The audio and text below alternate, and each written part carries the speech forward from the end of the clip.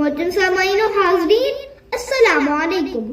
آج ہم یہاں یوم اطفال یعنی بچوں کے دن کے خوشیوں میں شریک ہونے کے لیے جمع ہوئے ہیں۔ یہ دن ہمیں اس بات کی یاد دلاتا ہے کہ بچے دنیا کا روشن مستقبل ہے، انہیں خوشیاں، امن اور خوشحالی کا حق ہے، مگر افسوس کی بات ہے کہ دنیا کے ہر گوشے میں بچے سب سے محروم ہیں۔ آج کل فلسطین کے بچے جو جنگ، تشدد اور ظلم و ستم کا شکار ہیں۔ پیارے دوستوں، پتھروں سے بات کرنے والے فلسطین کے معصوم بچوں کی تکلیف، ان کی بے چینی، ان کی بھوک اور ان کے خواب چھین لیے گئے ہیں۔ ان کی زندگیاں خوف کے سائے میں گزرتی ہیں اور انہیں ان حقوق سے محروم رکھا جا رہا ہے جو ہر بچے کو ملنے چاہیے۔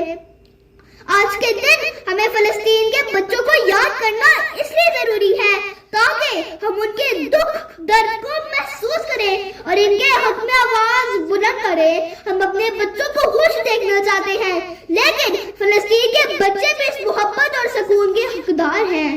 کب تک ظلم کی راتیں انہیں رونے پر مجبور کریں گی؟ کب تک ظلم کی راتیں انہیں رونے پر مجبور کریں گی؟ کب تک یہ دنیا ان کے حق کو دور کریں گی؟ ہمیں اپنی تقریروں، اپنے بیانات اور اپنے عمل سے یہ ثابت کرنا ہوگا کہ ہمیں فلسطین کے بچوں کا درد محسوس ہوتا ہے۔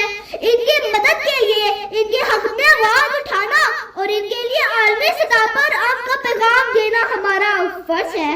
آخر میں دعا گو ہوں کہ فلسطین سمیت دنیا کے تمام بچوں کو امن و سکون نصیب ہو اور وہ خوشحال زندگی گزار سکے۔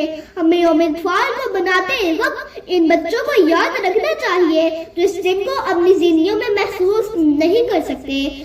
آخر میں اس سوال کے ساتھ اجازت چاہوں گی، یہ جنگ، یہ ظلم کب ختم ہوں گے؟ یہ جنگ، یہ ظلم کب ختم ہوں گے؟ فلسطین کے دامن میں کب امن کے پھول کھلیں گے؟ آپ سب کی سماعتوں کا شکریہ۔ اللہ حافظ and السلام۔